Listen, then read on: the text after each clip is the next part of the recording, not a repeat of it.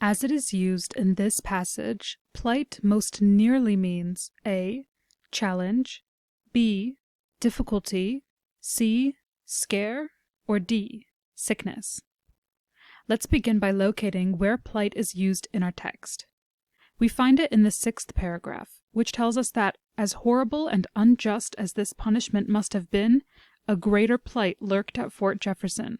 The warm, humid climate was a perfect breeding ground for mosquitoes. The text goes on to describe how these mosquitoes would spread yellow fever germs to the inmates and guards. We find the definition of plight by using a comparison clue.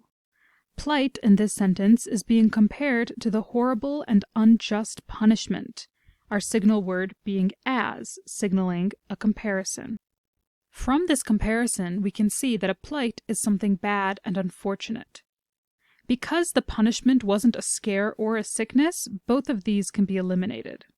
We are left with challenge and difficulty. But when we take into account that the punishment was described as horrible and unjust, difficulty fits this definition better, as not every challenge is horrible or unjust. Therefore, we can mark B, difficulty, as our final answer.